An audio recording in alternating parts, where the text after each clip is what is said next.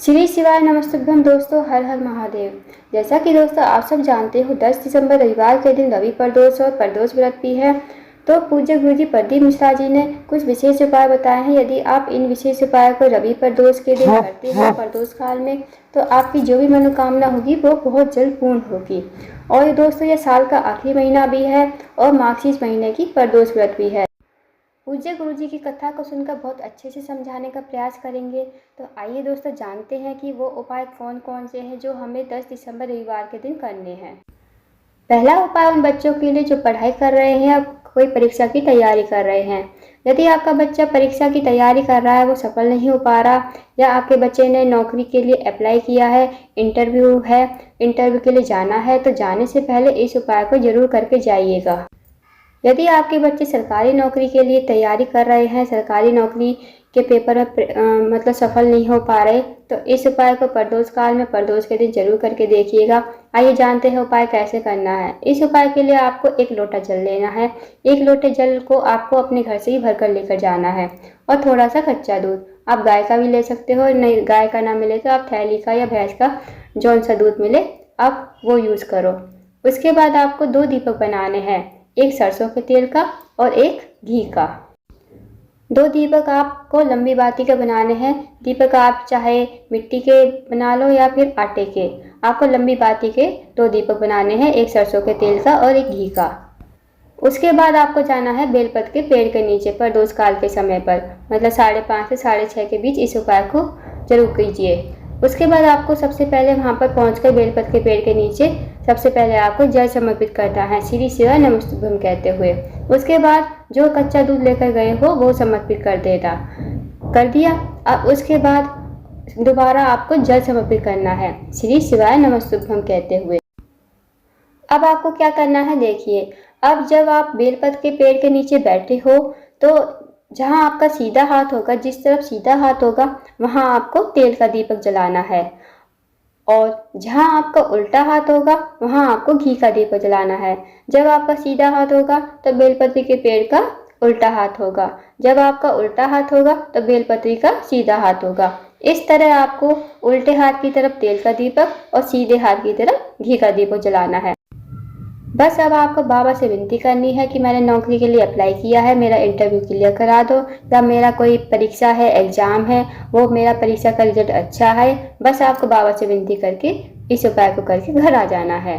बस ये छोटा सा उपाय करना है प्रदोष के दिन प्रदोष काल में, तो इस उपाय को जरूर कीजिएगा। आपकी जो भी मनोकामना है वो बहुत ही जल्द पूर्ण होगी। आइए दोस्तों, जानते हैं दूसरे उपाय के बारे में। यह उपाय गुरुजी ने कार्य सिद्धि के लिए, धन प्राप्ति के लिए और घर में सुख शांति समृद्धि लाने के लिए, लक्ष्मी आगमन के लिए बताया था। यदि आपके घर में धन की कमी है, पैसों की तंगी है, तो इस उपाय को प्रदोष के दिन प्रदोष काल के समय जरूर कीजिए, 5:30 से 6:30 के बीच। इस उपाय को करने से आपकी घर में जो भी पैसों की तंगी होगी वो सब दूर होती चली जाएगी। पूज्य गुरुजी प्रदीप मिश्रा जी ने अपनी कथा में कहा था, यदि आप प्रदोष का व्रत नहीं रख सकते तो मत रखो, कोई बात नहीं। यदि आप शिवालय मंदिर नहीं जाते तो मत जाओ। ये उपाय प्रदोष काल में प्रदोष वाले दिन शाम के समय अपने घर पर ही करो।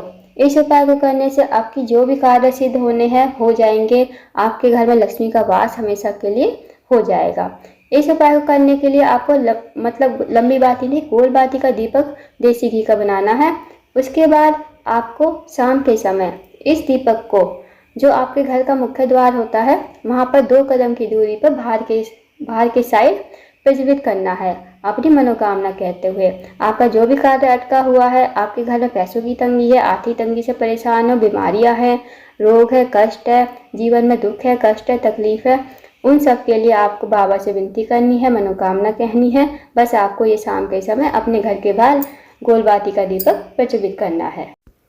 आइए दोस्तों, जानते हैं तीसरे उपाय के बारे में, जो हमें रविवार की रवि प्रदोष के दिन ही करना है। पूज्य गुरुजी प्रदीप मिश्रा जी ने अपनी कथा में बताया था, जिस दिन रविवार की प्रदोष पड़े उस दिन इस उपाय को करें। तो इस उपाय को उन लोगों को करना है जिनका व्यापार है, मतलब जिनका व्यापार है, जिनका व्यापार घटता बढ़ता रहे, जिनका व्यापार 15 दिन ठीक चलता है, 15 दिन फिर से वही हो जाता है, या कोई कार्य आपका अटका हुआ है, उस कार्य को पूरा करने के लिए भी आप इस उपाय को कर सकते हो। इस उपाय को आप सुबह भी कर सकते हो, शाम को भी कर सकते हो। इस उपाय के लिए आपको चाहिए 3 बेलपत्री। अगर आप सुबह शिव मंदिर जाते हो, डेली शिव जी की पूजा करते हो, तो जैसे आप पूजा करते हो, जल चढ़ाते हो, फल फूल चढ़ाते हो, वैसे आप पूजा कर लीजिए। अगर आप बेलपत्र भी चढ़ा रहे हो तो उपाय के लिए 3 बेलपत्र अलग रख कर लेकर जाना और 1 बेलपत्र शिव जी को चढ़ाने के लिए अलग रख कर ले जाना। उपाय वाली अलग रख कर लेकर जाना। अब आपको शिव जी पर जल चढ़ा लिया, फल फूल दीपक सब लगा दिए। अब आपको 3 बेलपत्र चढ़ाने हैं। जो आपको पहली बेलपत्र चढ़ानी है वो चढ़ानी है माता अशोक सुंदी के स्थान पर। माता अशोक सुंदी का स्थान जहाँ से जल बहकर जाता है, जहाँ मोटी सी लाइन होती है, वह माता अशोक सुंदी का स्थान होता है। वहाँ पर आपको बेलपत्री को उल्टा करके समर्पित करना है। जो बेलपत्री की डंडी का मुख होगा वो शिवलिंग की ओर होना चाहिए और पत्ती का मुख होगा वो जहाँ से जल बहकर जाता है उस तरफ होना चाहिए। तो इस तरह आपको पहली बेलपत्र चढ़ानी है। अब जो आपको दूसरी बेलपत्र चढ़ानी है, जहाँ पर ऊपर बूंद बूंद करके शिवलिंग पर पानी मतलब गिरता है ऊपर से, जिसे जलाधारी कहते हैं, जहाँ शिव जी की 5 बेटियों का स्थान होता है, वहाँ से दूसरी बेलपत्र को स्पर्श करवाकर, सिर्फ स्पर्श करवानी है। फिर आपको ये शिवलिंग पर समर्पित करनी है, मतलब 5 बेटियों का नाम लेकर। 5 बेटियों का नाम है जया, विसरा, सांवली वाली, दौतली, देव। इन 5 बेटियों का स्मरण करके आपको ये दूसरी वाली बेल पर समर्पित करनी है। अब जब बेलपत्री की डंडी का मुख होगा दोस्तों, जैसे आप उत्तर की तरफ मुंह करके बैठे हो तो आपके विपरीत दिशा में बेलपत्री की डंडी का मुख होना चाहिए। अब जो तीसरी बेलपत्र आपको चढ़ानी है, जहाँ पर शिवलिंग का गोल कटी भाग होता है, वहाँ पर बस आपको स्पर्श करवानी है बेलपत्र। फिर आपको पहुँच जाना है बेलपत्र के पेड़ के नीचे। जहाँ भी आपके मंदिर है आसपास बेलपत्र का पेड़ है, वहाँ पर आपको पहुँच जाना है। फिर आपको देखना है बेलपत्र के पेड़ के नीचे कोई कंकर पड़ा हो, पत्थर पड़ा हो, तो उसी को आपको शिवलिंग मान लेना है। अगर आपको वहाँ कोई कंकर पत्थर ना मिले तो बस आपको मिट्टी लेकर थोड़ी सी वहीं पर आपको छोटा सा शिवलिंग बना देना है। बस आपको गोल गोल आकृति बना देनी है। बस आपको तीसरा बेलपत्र आपको जो आपने शिवलिंग बनाया है उसी पर समर्पित करना है, या आपने कंकर पत्थर लिया है उसी पर समर्पित कर देना तीसरा बेलपत्र। अब जो तीसरे बेलपत्र की डंडी का मुख होगा वो होगा बेलपत्र के पेड़ की तरफ और पत्ती का मुख होगा आपकी तरफ। बस आपको बाबा से मनोकामना कहनी है। आपका व्यापार नहीं चलता या कोई कार्य अटका हुआ है तो बाबा से विनती करना, बस आपको ये उपाय करके घर आ जाना है। इस उपाय को प्रदोष के दिन सुबह भी करो, या सुबह भी कर सकते हो, शाम को भी कर सकते हो। तो इस विशेष उपाय को जरूर कीजिएगा। ये आपके पास आखिरी मौका है, रविवार की प्रदोष है। इस उपाय को रविवार की प्रदोष के दिन ही किया जाता है। अब जानते हैं चौथे उपाय के बारे में।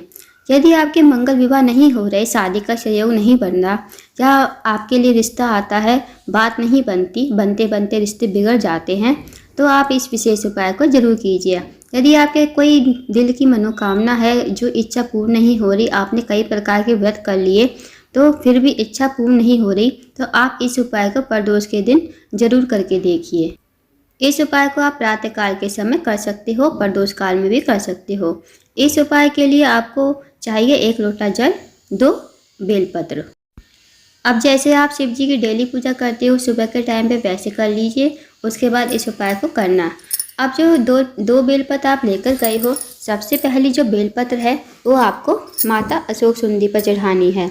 माता अशोक सुंदी का स्थान जहाँ पर जलाधारी से जल बहकर जाता है, मोटी सी लाइन होती है, वही माता अशोक सुंदी का स्थान होता है। अब वहाँ पर आपको पहली बेल पर समर्पित करनी है। जो बेलपत्री की डंडी का मुख होगा वो शिवलिंग की तरफ होना चाहिए और जो पत्ती का मुख होगा वो जलाधारी की तरफ होना चाहिए। इसी प्रकार जो दूसरी बेलपत्र आप चढ़ाओगे वो आपको शिवलिंग के ऊपर समर्पित करनी है। अब बेलपत्री की डंडी का मुख जो होना चाहिए वो विपरीत दिशा में होना चाहिए। इस प्रकार आप दूसरी बेलपत्र चढ़ाओगे। अब आप जो 1 लोटा जल लेकर गए हो वो आपको सबसे पहले समर्पित करना है शिवलिंग के ऊपर। देखिए दोस्तों, जब पहली बेलपत्र हमने चढ़ाई थी माता अशोक सुंदी पर और दूसरी शिवलिंग के ऊपर। अब आपको पहले 1 लोटा जल समर्पित करना है शिवलिंग के ऊपर, श्री शिवाय नमस्तुभ्यम कहते हुए आपको पतली धार में चढ़ाना है। और वही धार ले जाते हुए आपको जब थोड़ा सा जल बच जाए तो माता अशोक सुंदी के ऊपर चढ़ा देना। धार टूटनी नहीं चाहिए दोस्तों। एक ही धार में जैसे आप चढ़ा रहे हो शिवलिंग के ऊपर, थोड़ा आगे जाते हुए उसी धार को माता सोसुंदी पर ले जाएं। इस तरह आप भगवान शिवलिंग से होते हुए माता सोसुंदी पर जब थोड़ा सा जल बच जाए तो माता सोसुंदी पर उस जल को चढ़ा दें। तो इस तरह आप जल चढ़ाइए। बस ये छोटा सा उपाय है, इन विशेष उपायों को जरूर कीजिए। प्रदोष के दिन है, आखिरी मौका है, दिसंबर का आखिरी महीना है, मार्गशीर्ष महीने का आखिरी महीना, मतलब साल की आखिरी प्रदोष है। तो इन विशेष उपायों को जरूर कीजिए। अगर आपको जानकारी पसंद आई हो तो वीडियो को लाइक करें, शेयर करें, चैनल को सब्सक्राइब जरूर करें। कमेंट बॉक्स में श्री शिवाय नमस्तुभ्यम हर हर महादेव जरूर लिखें।